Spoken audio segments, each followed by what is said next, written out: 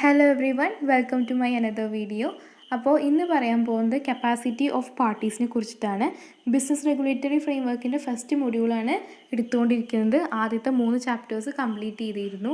4ാമത്തെ ചാപ്റ്ററായ capacity of parties ആണ് ഇന്ന് എടുക്കാൻ പോകുന്നത്. അപ്പോൾ കപ്പാസിറ്റി ഓഫ് പാർട്ടീസ് അല്ലെങ്കിൽ കപ്പാസിറ്റി ടു കോൺട്രാക്ട് എന്നൊക്കെ പറഞ്ഞാൽ എന്താണ് എന്ന് നോക്കാം.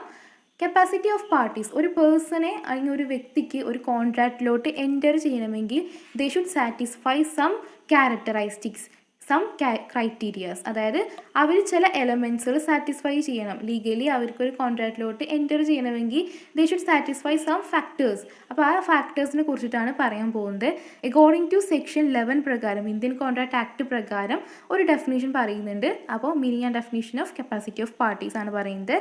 Every person is competent to contract who is the age of majority according to the law to which he is subject, who is of sound mind and is not disqualified from contracting by any law to which he is subject. അതായത് ഇവിടെ പറയുന്നത് ഇത്രയാണ്: എല്ലാ പേഴ്സണും qualified ആണ് for entering into a contract. എങ്ങനെയാണെന്നുണ്ടെങ്കിൽ ആ person age of majority complete ചെയ്തിട്ടുണ്ടെന്നുണ്ടെങ്കിൽ, അതുപോലെ തന്നെ സൗണ്ട് മൈൻഡഡ് ആണെന്നുണ്ടെങ്കിലും, അതുപോലെ തന്നെ നോട്ട് ഡിസ്ക്വാളിഫൈഡ് ഫ്രം ലോ ആണെന്നുണ്ടെങ്കിലും, ഇത്രയും ക്രൈറ്റീരിയസ് ഫോളോ ചെയ്യുന്ന ആൾക്കാർക്ക്, ഇത്രയും ക്രൈറ്റീരിയസ് ക്വാളിഫൈഡ് ചെയ്ത ആൾക്കാർക്ക് ഒരു കോൺട്രാക്റ്റിലോട്ട് എൻറ്റർ ചെയ്യാം. They are competent, they are qualified four entering A contract. അപ്പോൾ ഈ ഒരു 3 പോയിൻറ്റ്സാണ് നമ്മൾ എക്സാമൊക്കെ എഴുതുമ്പോൾ അതിലും മേജറായിട്ട് പോയിൻ്റ് ഔട്ട് ചെയ്ത് കാണിക്കേണ്ടത്. A person who have attaining the age of majority, അതുപോലെ തന്നെ സൗണ്ട് മൈൻഡഡ് ആയ പേഴ്സണും, അതുപോലെ തന്നെ നോട്ട് ഡിസ്ക്വാളിഫൈഡ് ഫ്രം ലോ ആണെന്നുള്ളതുണ്ടെങ്കിൽ എല്ലാ ആൾക്കാർക്കും കോൺട്രാക്റ്റിലോട്ട് എൻറ്റർ ചെയ്യാം. അപ്പോൾ എൻറ്റർ ചെയ്യാൻ പറ്റുന്ന ആൾക്കാരുടെ ക്യാരക്ടറിസ്റ്റിക്സ് അല്ലെങ്കിൽ കപ്പാസിറ്റീസിനെ കുറിച്ചിട്ട് പറഞ്ഞു. അപ്പോൾ ഏറ്റവും കൂടുതൽ ചോദിക്കാൻ ചാൻസ് എന്ന് പറഞ്ഞിട്ടുണ്ടെങ്കിൽ ആർക്കൊക്കെയാണ് ഒരു കോൺട്രാക്റ്റിലോട്ട് എൻറ്റർ ചെയ്യാൻ പറ്റാത്തത്. ഇതിൻ്റെ നേരെ ഓപ്പോസിറ്റാണ്. അതായത് മൈനർ പേഴ്സൺസിനെ, അതുപോലെ തന്നെ ഡിസ്ക്വാളിഫൈഡ് ആയിട്ടുള്ള പേഴ്സണെ, ലീഗലി ഡിസ്ക്വാളിഫൈഡ് ആയിട്ടുള്ള പേഴ്സണെ, അതുപോലെ തന്നെ അൺസൗണ്ട് മൈൻഡഡ് ആയിട്ടുള്ള പേഴ്സണൊക്കെയാണ് ഒരു കോൺട്രാക്റ്റിലോട്ട് എൻറ്റർ ചെയ്യാൻ പറ്റാത്തവ. ഇതായിരിക്കും ഏറ്റവും കൂടുതൽ ചോദിക്കാൻ ചാൻസ് കൂടുതൽ. അതിപ്പോൾ എസ് ആണെന്നുണ്ടെങ്കിൽ, ഷോർട്ട് ക്വസ്റ്റ്യൻസ് ആണെന്നുണ്ടെങ്കിലും. അപ്പോൾ എന്തൊക്കെയാണെന്ന് ഓരോന്നായിട്ട് നമുക്ക് എക്സ്പ്ലെയിൻ ചെയ്യാം.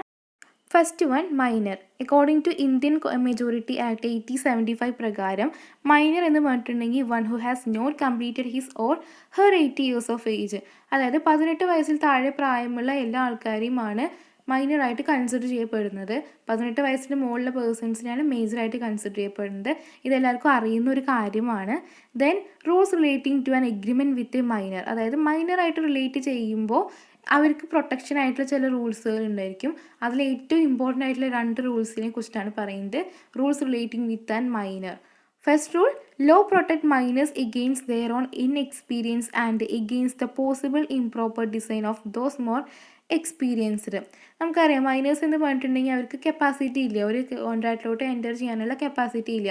ബിക്കോസ് അവർക്കൊരു റാഷണൽ ജഡ്ജ്മെൻറ്റ് എടുക്കാനുള്ള കപ്പാസിറ്റി ആയിട്ടില്ല, മെച്യൂരിറ്റി ആയിട്ടില്ല. അതുപോലെ തന്നെ ലൈഫിൽ അവരൊരു ഇൻഎക്സ്പീരിയൻസ്ഡ് ആയിട്ടുള്ള പേഴ്സൺസ് ആണ്. ലോ പ്രകാരം അങ്ങനെയാണ് കൺസിഡർ ചെയ്യപ്പെടുന്നത് മൈനേഴ്സിനെ. സോ അതുകൊണ്ട് തന്നെ ലോ എപ്പോഴും ട്രൈ ചെയ്യുന്നത് പ്രൊട്ടക്റ്റ് ചെയ്യാനാണ്, മൈനേഴ്സിനെ പ്രൊട്ടക്റ്റ് ചെയ്യാനാണ്. ഇപ്പം നമ്മൾ കുട്ടികളെ ഓൾവേസ് ട്രൈ ടു പ്രൊട്ടക്റ്റ്, അതുപോലെ തന്നെ law always try to protect minors. Second rule എന്ന് പറഞ്ഞിട്ടുണ്ടെങ്കിൽ the law should not cause unnecessary hardship to person who deal with minors. അതുപോലെ തന്നെ മൈനേഴ്സുമായിട്ട് റിലേറ്റ് ചെയ്ത് നിൽക്കുന്ന ആളുകൾക്ക്, പേഴ്സണൽസിന് അൺനെസസറി ആയിട്ടുള്ള ഹാർഡ്ഷിപ്സ് ഒന്നും ഉണ്ടാക്കാൻ ലോ തയ്യാറാവുന്നില്ല. Next, minors agreement. നമുക്കറിയാം മൈനർ എന്ന് പറഞ്ഞിട്ടുണ്ടെന്നുണ്ടെങ്കിൽ ഇൻകാപ്പബിൾ ആണ് for entering into a contract. പക്ഷേ മൈനേഴ്സിനെ ചില രീതിയിൽ അവർക്ക് ആക്റ്റ് ആക്കാം, ഒരു കോൺട്രാക്റ്റിലോട്ട് എൻറ്റർ ആക്കാം. ആ ഒരു എങ്ങനെയൊക്കെയാണ് അത് ആ എൻറ്ററിങ് എന്നാണ് ഈ ഒരു മൈനേഴ്സ് എഗ്രിമെൻറ്റിൽ പറയുന്നത്. First one, an agreement with or by minor is void and inoperative ab initio. ശരിക്കും പറഞ്ഞിട്ടുണ്ടെങ്കിൽ ഒരു agreement with a minor is void ab initio ആണ്. അതായത് void ab initio means void at very beginning. അവർ incapable ആണ് for entering into a contract. So agreement വെക്കുന്നത് first minor ആയിട്ടാണെന്നുണ്ടെങ്കിൽ അത് ഓൾറെഡി ഫസ്റ്റ് തുടങ്ങുമ്പോൾ തന്നെ അതൊരു വോയിഡ് അബ് ഇനിഷ്യോ ആണ്, വോയിഡ് അറ്റ് വെരി ബിഗിനിങ് ആണ്. സെക്കൻഡ് വൺ എന്ന് പറഞ്ഞിട്ടുണ്ടെങ്കിൽ he can B promised beneficiary. നമ്മൾ പറഞ്ഞു പ്രോമിസറായിട്ട് ഒരു എഗ്രിമെൻറ്റ് ചെയ്യാൻ പറ്റില്ല ആർക്ക്, മൈനർക്ക്. പക്ഷേ അവർക്ക് കണ്ട് മൈനേഴ്സിനെ ബെനിഫിഷ്യറി അല്ലെങ്കിൽ പ്രോമിസി ആയിട്ട് ആക്ട് ചെയ്യാൻ പറ്റും. ഒരു എഗ്രിമെൻറ്റ് ഉണ്ടാക്കാൻ മാത്രമേ മൈനേഴ്സിന് പറ്റാത്തതുള്ളൂ, പക്ഷേ ഒരു ബെനിഫിഷ്യറിയോ അല്ലെങ്കിൽ പ്രോമിസിയോ ആയിട്ട് മൈനേഴ്സിന് ആക്ട് ചെയ്യാം. ദെൻ തേർഡ് വൺ എന്ന് പറഞ്ഞിട്ടുണ്ടെങ്കിൽ his agreement cannot be ratified by him on attaining the age of majority. അതായത് ഇപ്പോൾ ഒരു ഫ്രോഡുലൻ്റ് ആക്ടിവിറ്റീസൊക്കെ നടത്തിയിട്ട് ഒരു മൈനർ എഗ്രിമെൻറ്റിൽ എൻ്റർ ചെയ്തു. ആ സമയത്ത് അവർക്കത് കോൺട്രാക്റ്റിലെല്ലാം നടന്നു. പക്ഷേ പിന്നീട് അത് തെളിയിക്കുകയാണ് ഇയാൾക്കത് മൈനറാണ്, അതൊരു വോയിഡായി മാറി.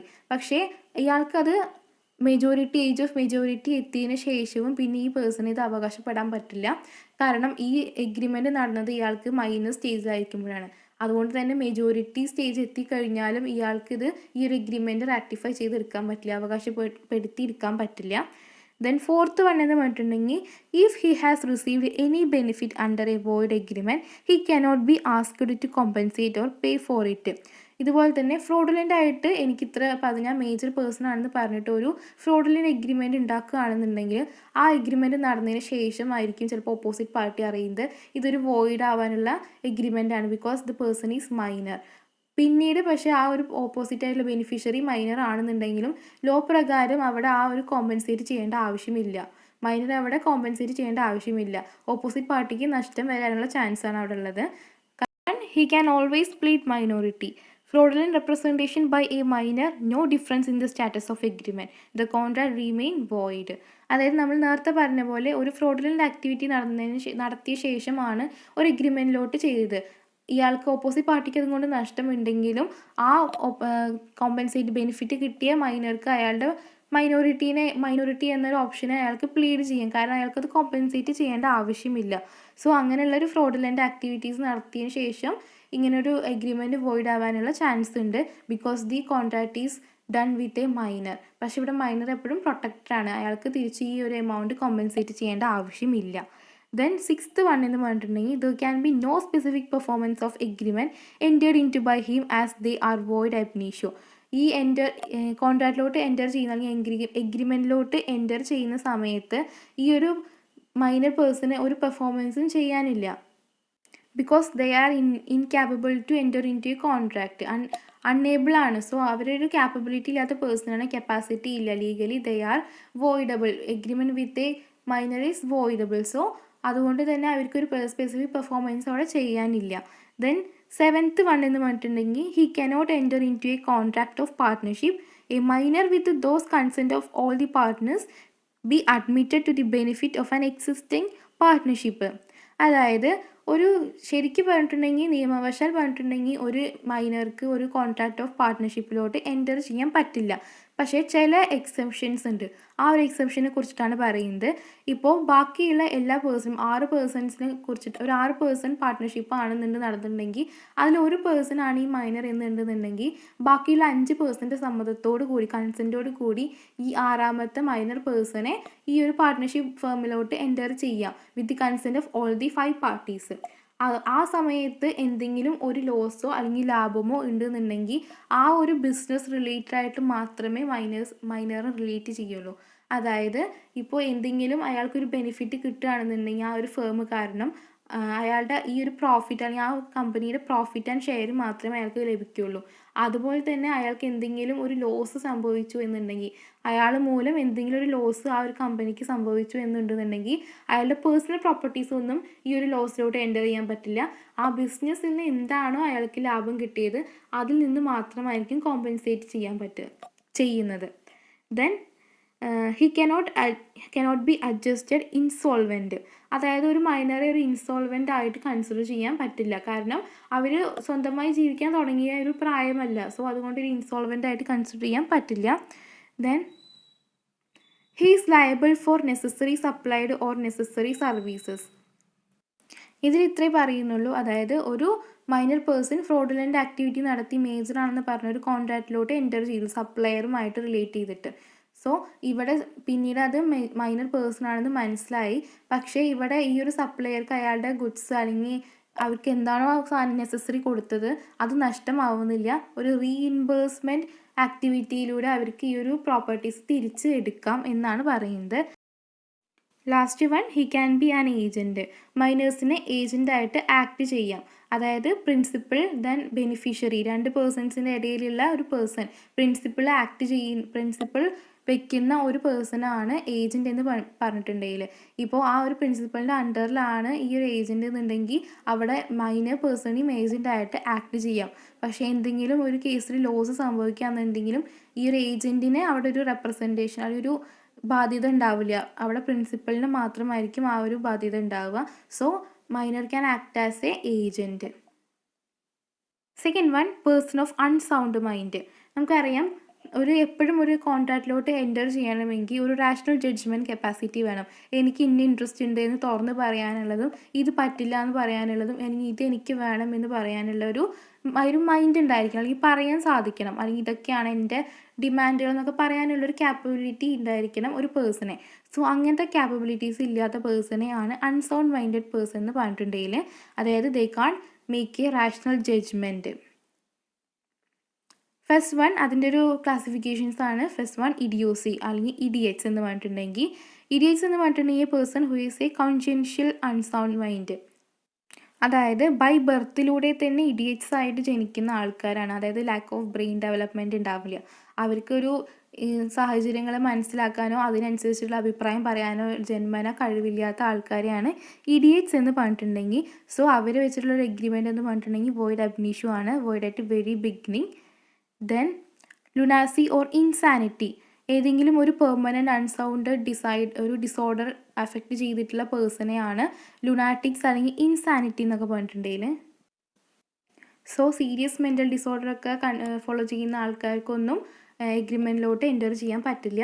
അതുപോലെ തേർഡ് വൺ ഡ്രങ്കൺസ് അല്ലെങ്കിൽ ടോക്സിക്കേറ്റഡ് പേഴ്സൺസ്, ഈ മദ്യം ഒരുപാട് ഉപയോഗിക്കുന്ന അല്ലെങ്കിൽ ടോക്സിക്കേറ്റഡ് ആയിട്ടുള്ള പേഴ്സൺസിനെ ഒന്നും ലീഗലി ഒരു കോൺട്രാക്റ്റിലോട്ട് എൻ്റർ ചെയ്യാൻ പറ്റുന്നതല്ല. സീരിയസ് ഡ്രങ്കാർഡ്സിനാണ്. ദെൻ മെൻ്റൽ ഡീക്കേ, പുവർ പീപ്പിൾസിന് അല്ലെങ്കിൽ ഓൾഡ് ഏജ്ഡ് ആയിട്ടുള്ള പേഴ്സൺസിനൊക്കെ ലാക്ക് ഓഫ് മെമ്മറി അല്ലെങ്കിൽ ലാക്ക് ഓഫ് മേക്കിംഗ് റാഷണൽ ജഡ്ജ്മെൻറ്റിൻ്റെ കപ്പാസിറ്റി പോവും. സോ അങ്ങനെ എന്തെങ്കിലും ഒരു മെൻ്റൽ ഡീക്കേ ഉള്ള പേഴ്സൺസിനെയും ഇവിടെ എഗ്രിമെൻറ്റിലോട്ട് എൻ്റർ ചെയ്യാൻ പറ്റില്ല. അവർ വെച്ചിട്ടുള്ള എഗ്രിമെൻറ്റ് എന്ന് പറഞ്ഞിട്ടുണ്ടെങ്കിൽ വോയിഡ് ആണ്. ദെൻ മൂന്നാമത്തെ ക്ലാസിഫിക്കേഷൻ എന്ന് പറഞ്ഞിട്ടുണ്ടെങ്കിൽ person disqualified by any law.